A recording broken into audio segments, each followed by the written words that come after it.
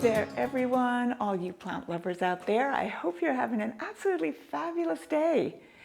So today I'm indoors because I just got an amazing selection of houseplants in the other day that honestly, it's so hard to pick a favorite, but I do already have a favorite. So yes, we're going to talk about houseplants today, specifically about Hoyas. And I'm going to share why I love these Hoyas so much and how easy they are to care for. I'm going to take you home to my house too to show you what got me hooked on Hoyas. It's an incredible plant, and it is the easiest plant you're ever going to grow indoors. So I just have to share that with you. I'm Fionuala. I live, garden, and work in Zone 9B, Northern California, just outside of Petaluma. I'm in Cottage Gardens today, and look at these houseplants. Let's take a quick tour of what is making me all happy about houseplants today before I dive right into the world of Hoyas. Before I jump on over into the world of Hoyas, I just want to show you a couple of plants that I'm pretty excited about. This is philodendron birkin. The world of philodendrons is an amazing one too. I could literally do a whole video just on philodendrons. This is birkin. A couple of years ago, it was super rare, and it's really pretty. Its variegation is absolutely gorgeous. It's a very easy houseplant to grow, one of my favorites. Just had to show you. Here's another adorable houseplant. It's a heart fern. As you can see, why it could be called a heart fern is its little heart-shaped leaves. It's a great gift. Anybody you care about is going to love to have a little heart fern. And as far as ferns go, it's one of the easier ones to grow. Here's another one I just have to show you. Doesn't this look like it's hand painted? It seriously is the most, I don't know, jaw-dropping, eye-catching houseplant that you could possibly grow. This is Calathea lancifolia. Lancifolia, it's got leaves shaped like swords, basically. But look at the colors on it. Look at the, it's just amazing. The underneath is purple. The top is this absolutely beautiful pale sagey green with the darker sagey green in the middle. It actually really looks like somebody got a hold of a beautiful paintbrush and some beautiful paints and painted everything. This is another one that's pretty easy to take care of. You don't want to overwater it because the ends will get brown. You want to let the top inch dry out between watering, and it wants bright, indirect light. So there are my few that I just had to draw your attention to today before we jumped into Hoyas. Now let's get going on the Hoyas. There's just one more. I could not pass this one by without talking about it for a minute. This is Monstera Thai Constellation. They get big and gorgeous. I just have the little babies here today, but you can see already the fenestration on this particular leaf. That's when the leaves kind of do their split leaf thing. Absolutely gorgeous variegation, really easy to take care of. One of those rarities that is getting a little easier to find. We've been growing them ourselves. I have them in 2-inch and 4-inch. I love how easy this plant is to take care of. It's actually a great one for a beginner, just like the Hoyas I'm about to talk about. And these are the kind of things that really gets you hooked on houseplants. I have got to show you these guys. These are Hoya carrii hearts, and these are leaf cuttings. I am not sure if they're ever going to turn into the vining type, but even if they don't, have a look. They're the cutest things you're ever going to see. So this is the straight, regular green carrii heart. This is the variegated form. They get a little bigger and a little fatter, and I have actually seen them produce vines out of just this straight leaf cutting. But even if they don't, you've got this adorable little houseplant forevermore that is the cutest thing. Another great plant to give your sweetheart. Same kind of care for these Hoyas. These are really almost succulent-like. They really feel like it. They look like it. You want to take care of these guys in their little tiny pots, even a little more neglectfully than you would your other Hoyas. Same thing, wait for them to dry out between watering. Make sure they're in really bright, indirect light, and just keep an eye on them. Never ever let these ones sit in water. They will rot really quickly. The root systems are tiny, so water accordingly. But yeah, look at them. Aren't they adorable? Hoyas love the tropics. That's where they're from. That's the kind of air that they like. So humidity is kind of important. I honestly have only misted the one at my house a couple of times, but everything I've read say they really like humidity. So what I have done on occasion is sit it in a little bowl of pebbles underneath, so it just gets a little vacation on some pebbles that have moisture in them, so it gets surrounded by some moisture. Those of you in drier climates, don't forget, I'm in Petaluma. We get fog every morning, so I do have some humidity in the general air in my house and in the store here. But if you're somewhere like Arizona or incredibly dry area, you are going to want to give your Hoya some humidity. You can mist them, you can spray them, you can do the pebble bath with water thing for them on occasion, and they're going to really appreciate it. Yeah, that feeding, wait for the blooms. Hoyas are really pretty incredible. Now you can make cuttings from them. They're incredibly slow growing, most of them, so you got to be really patient. And as for pruning, it's really, I don't know if you'd ever really want to, unless you want to contain them, unless you want to direct them. But yeah, very easy houseplant to take care of. I have never met a Hoya that wasn't, and I like to keep my life easy. I like to make everybody's experience with houseplants as successful as possible. So if you're the kind of plant mom or dad that really likes to fuss over your plants and mist and water and prune and fuss, Hoyas probably aren't the ones for you. If you're the kind of person who wants beauty and greenery and lushness and gorgeousness in your home with minimal care, then get a Hoya. Hoyas are fabulous gifts too, especially for people just starting out in the world of houseplants, because the rewards are amazing with such minimal work. I honestly cannot say enough about them. Pretty much my favorite houseplant for either a beginner or a collector or anybody who wants to make their life easy and enjoy greenery indoors. So this one is Hoya Pubicalyx. Very long name for a fabulously easy to grow Hoya. There are over 200 varieties of Hoyas available in the houseplant trade or in the world, basically. I just have 3 or 4 here today. I have a different kind at my house. They are addictive, let me tell you. And they're addictive for a number of reasons. This one, the Pubicalyx, and the Pubicalyx, which I have at my house, they're the easiest ones to grow. They are fast growers as opposed to a lot of the other Hoyas, which are really slow. And they produce a lot of growth and a lot of results for very little work, which is great, especially if you're more of an outdoor gardener than an indoor one. But they're wonderful plants. There's a lovely outline on this particular leaf. You can see the veining. You can see how it's wanting to take off, get going. It would love to spill. It would love to climb. And like other Hoyas, what it really likes is very bright, indirect light. Like lots and lots of light, lots of sunlight. So if all you have is like a dark corner, or you live in a basement, or you've got a dark apartment, it's not going to be an easy one for you to grow. Really likes bright light. So this is a lovely bright room in here with a lot of skylights, a lot of windows. It is really bright. The one I'm going to show you at my house, it's right by a window, no direct light, but it's as happy as can be with that big picture window and all the light that I can give it.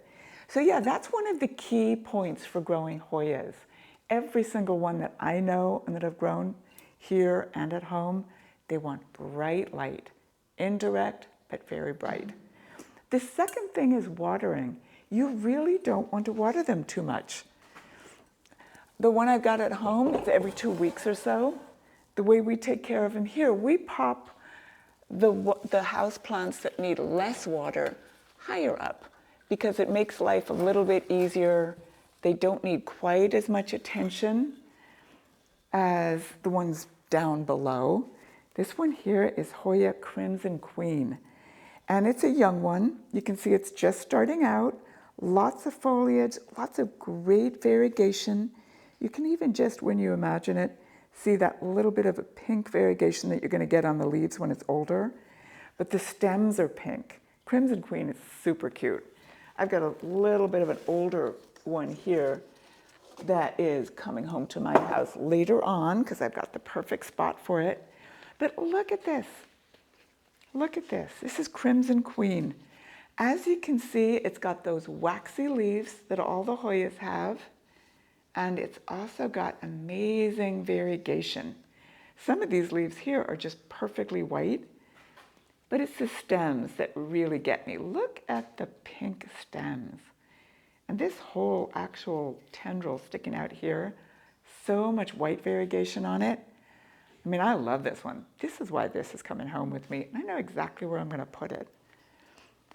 The other wonderful thing about Hoyas in general, they do like to be fertilized, and you're going to want to fertilize them not too frequently, but because one of the best things about Hoyas are the blooms. Now mine at home, I've had it 2 years. It's put out a ton of growth and no blooms yet, but I have a feeling this is the year of the blooms because it's got these little, they're called peduncles, which is a great name, peduncles, little nodes on the vine that look to me like perhaps a bloom is going to come. I'm not seeing any on this one. Well, maybe right here, that could be a peduncle right there, that little bump that you're seeing. Anyway, the blooms are absolutely spectacular. They're fragrant, they're gorgeous. I'll find you a picture of a bloom so you can see what you can expect from a very happy Hoya. But back to fertilizing. Why you're going to want to fertilize is so that you can promote those blooms because, I mean, even if it never blooms, they're amazing. But the blooms are the frosting on the cake and what we all wait for when we're growing Hoyas. So yeah, the fertilizing, what you're going to want to do is give it very dilute all-purpose fertilizer in the growing season. So I know I've talked about this before with houseplants. Even though they're indoors, they know what's going on outside. You don't want to feed them from September to like February or even depending on where you are in the country. You don't want to feed them fall through winter. Just don't do it. But once spring is there and once everything else is getting going outside, then you can start fertilizing. With your Hoyas, every single one of them, you're going to want to let them dry out between watering. If you have space in the pot, stick your finger down there. You want at least the top inch to dry out before you water again. And you never ever want your Hoya to be sitting in water. It just isn't good for those roots to be sitting in the water. So, water your Hoya carefully. Try not to get too much water on any of those super low growing leaves because you don't want to cause rot. That just opens up a world of trouble in any of your houseplants. All right, on to fertilizing. So before you fertilize, always make sure that your Hoya is well watered. You don't want to, and that goes for all houseplants too, and most container plants, you don't want to just all of a sudden dump fertilizer on a totally bone dry plant. So make sure those roots are well hydrated before you fertilize. And what I like to use is this Maxi, which normally, and this is the 16 type, normally you're going to mix a tablespoon of this per gallon of water, but I'm going to do half a teaspoon in here. The ratio is basically a half a teaspoon per gallon of water.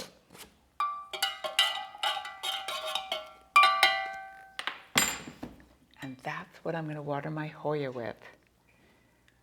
My one at home, I probably do it every 2 months or so with this exact ratio, and you're going to see how big that guy gets. It is a very, very happy Hoya. All right, so here we are at my house. I just wanted to show you my favorite houseplants because My preference is to be outdoors, and I love gardening outside. You've seen my garden, you've seen how much time it takes up. So anything I've got in my house has got to be easy to take care of, maybe only need watering every week or every 10 days or so. So let me show you my favorites. This one here is Philodendron Moonlight. It's gorgeous, it's easy care, it likes bright light and watering every week to 10 days or so. I always let it dry out the top inch before I water it again. I mean, look at this big leaf coming out. Easy, easy, easy care. Now this one behind it, a little more fussy. This is actually a vanilla orchid. And I fell in love with the idea of a vanilla orchid when I went to Mexico last January and I saw them in the wild. Actually, it was in like a vanilla plantation, I guess you'd call it. Super cool, so I had to get one. And here it is. It's as happy as can be. Maybe someday it's going to give me an orchid bloom, and maybe someday it's going to get me some vanilla. But in the meantime, I absolutely love this guy. Succulent foliage, lots of growth. If it really looks like it wants to climb something, it's going to get to go up there. But in the meantime, I'm just enjoying it. It's beautiful. Needs water a little more frequently than this guy and likes a little more humidity, so I give it some misting. But yeah, I love it. All right, on to the next one. All right, over here is my philodendron, another philodendron, very different from Moonlight. This one is called Silver Sword. Love the patterning on the leaves. I love its enthusiasm. I haven't decided where it's supposed to go. Will I train it up? And in the meantime, I'm just loving it because it's easy. It just wants bright light. It's near the window, but not in direct sunlight, and water every 10 days or so. Again, super easy. I don't want to spend all my time on my indoor plants, so everybody I've got has to be easy. But let me take you to my absolute favorite houseplant of all. This is why I'm talking about Hoyas today. This is why the focus is on Hoyas, because of this amazing Hoya Pubicalyx splash. It's absolutely incredible. It is the easiest Hoya you can possibly grow. It's what got me started on the whole Hoya journey, and I cannot say enough good things about this plant. I've had it maybe a year and a half, maybe 2 years. It's in its original 6-inch pot, which is tucked in there somewhere, because Hoyas don't mind being crowded in the pot. They don't mind being root bound. In fact, they do a lot better if they're root bound. Thank goodness, because here it is, and I'm almost afraid to repot it because look at what it has done. It just keeps climbing up and up and up and up and up, and it keeps going. It's got to be up at like 12 feet tall already. Look at this plant. It keeps sending out little tendrils, little vines. It's used the art on the walls to climb. When it started reaching for something else to climb up, I started putting these washers in, and it will grab onto those and reach further up. Right now it's reached that light fixture up there. I ran out of washers. I got some Tibetan prayer flags. I have no idea what I'm going to do next. But I'm going to think of something. I just don't know where I'm going to train it. Maybe over there, maybe over that way. I don't know. But same thing, you let it dry out the top inch before watering it again. In my house, it's right by a window. It's not getting any direct sunlight whatsoever. This is what makes Hoyas very happy. No direct sun, but very bright light. It is very, very happy. Water every 10 days, every 2 weeks. In the winter, I don't water it as much. Of course, I heat my house, but houseplants tend to know whether it's the growing season or whether it's winter. Honestly, it is probably the easiest care houseplant I've ever grown in my life, and the most rewarding. I mean, look at this. It's almost more like a pet than a houseplant. I hope you enjoyed this video today. I hope you enjoyed my little journey through Hoyas. I just get so excited about them, and especially when I'm bringing home a new one, I had to tell you about it. So yeah, if you like this video, hit the like button, Subscribe if you haven't done it already. Share it with your friends. But most importantly, go out and get yourself a Hoya. Get started on this journey. If you're near Petaluma, come on in. I've got some amazing ones for you this week. I'm getting even more next week. So follow me on Facebook, find me on Instagram, find me most importantly here at Cottage Gardens of Petaluma. Heavenly houseplants, wonderful Hoyas for you to enjoy. And yeah, get outside and garden. I'm here most days at Cottage Gardens of Petaluma, and I can't wait to see you. Happy gardening.